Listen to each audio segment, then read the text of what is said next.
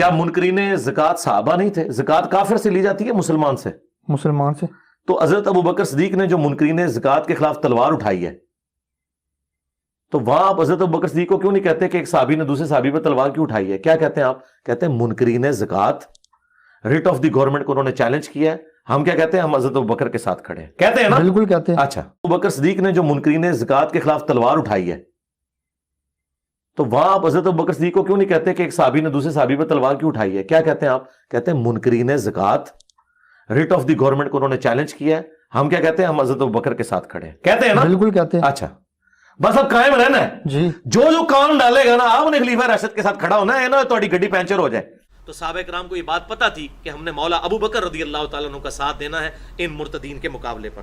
تو یہ بخاری و مسلم کے الفاظ تھے کہ جب عرب قبائل مرتد ہو گئے تو سیدنا ابو بکر نے ارادہ کیا کہ میں ان کے ساتھ قتال کروں گا.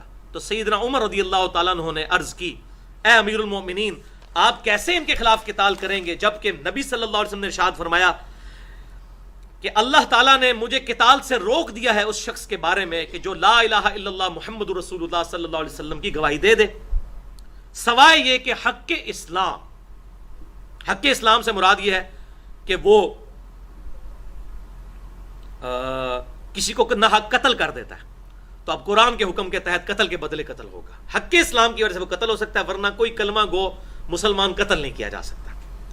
تو سیدنا ابو بکر صدیق نے فرمایا، اللہ کی قسم، زکوٰۃ حق کے مال ہے اللہ تعالیٰ کی طرف سے.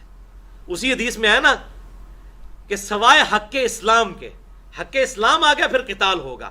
تو سیدنا ابو بکر نے کہا، اے عمر، یہ جو حق اسلام کی بات ہے تو زکوٰۃ جو ہے یہ اللہ تعالیٰ کی طرف سے حق اسلام ہی تو ہے، حق مال ہے. اللہ کی قسم، اگر وہ رسول اللہ صلی اللہ علیہ وسلم کو بھیڑ کا ایک بکرا بھی بچہ بھی دیتے تھے، بکری کا بچہ یا بھیڑ کا بچہ زکوٰۃ میں، اور اب مجھے نہیں دیں گے کیونکہ آن دا بہاف آف پروفٹ میں خلیفۃ الرسول ہوں. اسلامک سسٹم ہے، خلافت قائم ہو چکی ہے، یہ مینجمنٹ ہے، اس طرح تو نہیں سلسلہ الٹ اپ چل سکتا. اگر وہ بھیڑ کا بچہ بھی دیتے تھے رسول اللہ صلی اللہ علیہ وسلم کو اور مجھے دینے سے انکار کریں گے، میں ان کے خلاف قتال کروں گا. تو سیدنا عمر رضی اللہ تعالیٰ عنہ کہتے ہیں، اللہ کی قسم، مجھ پہ یہ حقیقت کھل گئی کہ ابو بکر الصدیق رضی اللہ تعالیٰ عنہ کا سٹانس بالکل ٹھیک ہے. اللہ نے ان کا سینہ کھول دیا ہے. اس حوالے سے ان کو یہ بات سمجھ آ گئی ہے کہ واقعی اسلامک نظام کو قائم کرنے کے لیے ان مرتدین کے خلاف قتال ضروری ہے. اب حضرت عمر کہتے تھے وہ نماز بھی پڑھتے ہیں، کلمہ بھی پڑھتے ہیں، سب کچھ ہے، ایک زکوٰۃ کی تو انکار کیا. اور اسی حدیث میں الفاظ ہیں کہ حضرت ابو بکر صدیق نے کہا کہ جو نماز اور زکوٰۃ میں فرق کرے گا میں اس کے خلاف بھی قتال کروں گا. یعنی جس اللہ نے نماز کو فرض کیا اسی نے زکوٰۃ کو بھی تو فرض کیا. اللہ